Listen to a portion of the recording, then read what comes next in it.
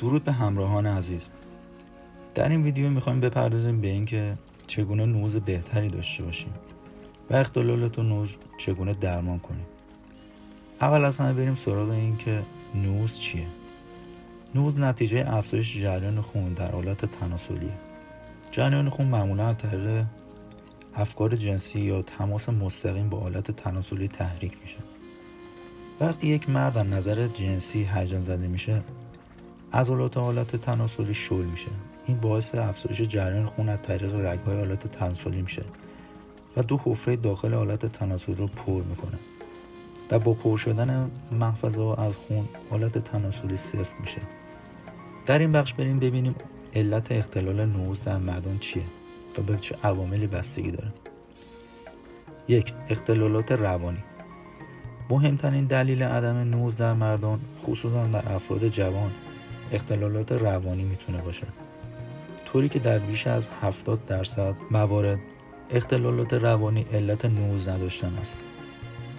استرس های کاری و محیطی، خستگی، نداشتن حس خوب نسبت به شریک جنسی، اضطراب، افسردگی و نگرانی میتونه از دلایل روانی اختلال نوز باشه. 2. اختلالات عروقی. از علل مهم دیگه میتونه به اختلالات عروقی اشاره کنیم که شایع ترین اونها دیابته و بعدی فشار خون بالا. 3. مورد مصرف دارو. بعضی داروها میتونن باعث از دست رفتن نوز بشن، مثلا داروهای هورمونی که ورزشکاران استفاده میکنن و حتی این داروها در بلند مدت علت ناباروری هم میتونه باشه. مورد بعدی که میشه بهش اشاره کرد سیستم های عصبی بدنه که به 2 مورد از اون اشاره میکنیم که تاثیر زیادی روی نوز در افراد داره. اولی سیستم عصبی سمپاتیکه. سیستم عصبی سمپاتیک بخشی از سیستم عصبی خودکاره که در نزدیکی ناحیه قفسه سینه و کمر در نخاع قرار داره. عملکرد اصلی این سیستم تحریک سیستم جنگ یا گریز در بدن انسانه که این کار رو از طریق تنظیم ضربان قلب، سرعت تنفس، اندازه مردمک چشم و غیره انجام بده. این سیستم بدن رو آماده واکنش به موقعیت‌های اضطراری یا اورژانسی میکنه. دومین سیستم عصبی پاراسمپاتیکه.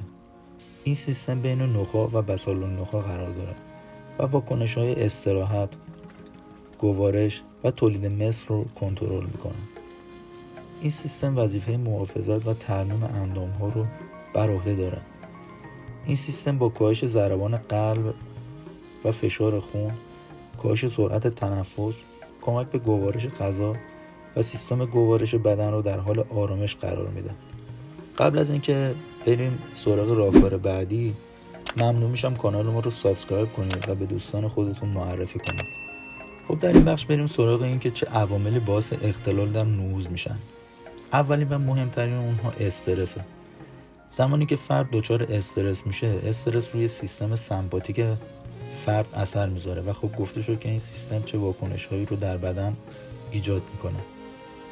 زمانی که شما استرس نداشته باشید، سیستم پاراسمپاتیک شما فعاله و شما در آرامشید و تمام سیستم‌های گوارشی و غیره شما به خوبی در حال انجام وظیفه هستند.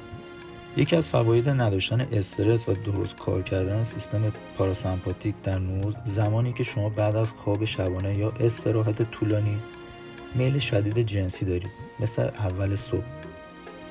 از عوامل بعدی میشه به نگاه کردن فیلم‌های پورن اشاره کرد. تماشای این فیلم‌ها یک لذت کاذب و مصنوعی به شما میده که خود این امر باعث اختلال در نوز در فرد میشه.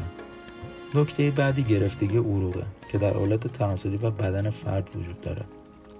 یکی از بازکننده رگ‌ها در بدن نیتریک اسیده. نیتریک اسید نقش مهمی در سلامت بدن داره. این ماده به گشودی عروق کمک میکنه و باعث میشه عضلات داخل رگ‌ها صفر نباشه و همین امر سبب میشه خون به طور مؤثر در بدن گردش پیدا کنه. گردش خون مواد مغذی و اکسیژن رو به تمام ارگان‌های بدن میرسونه.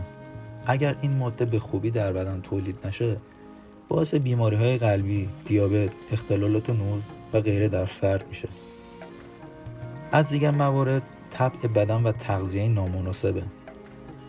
هر فردی باید طبع بدنی خودش رو بدونه و با دونستن این موضوع میتونه تغذیه خوبی داشته باشه.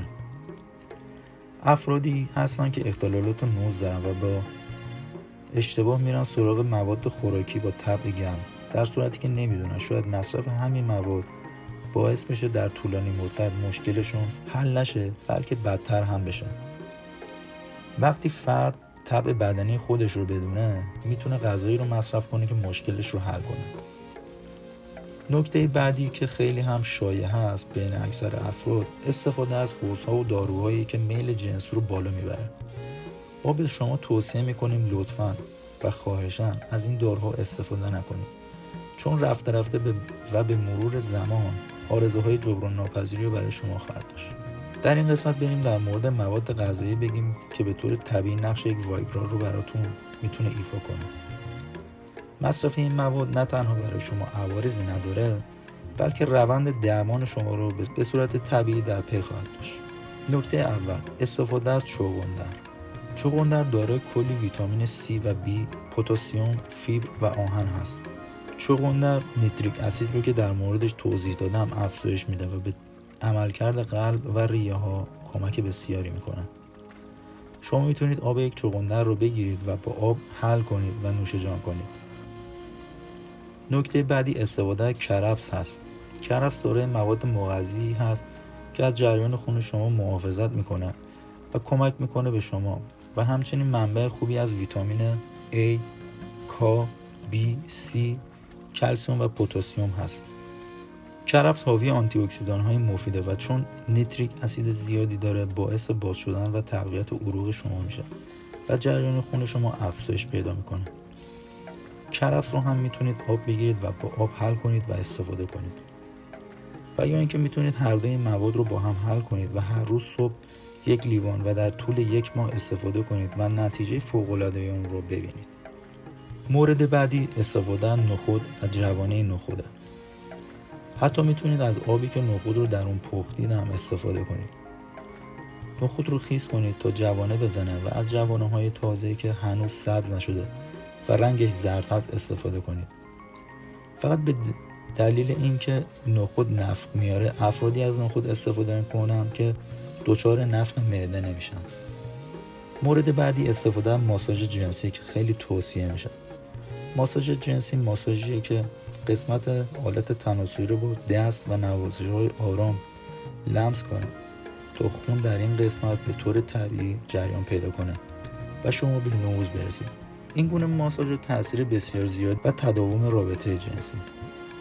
خب به خاطر اینکه ویدیو بیش از حد طولانی نشه در ویدیو بعدی براتون از یک روش طبیعی میگم که بتونید رگاتون رو بدون آنژیو کردن باز کنید. در واقع یک آنژیو طبیعی به حساب میاد.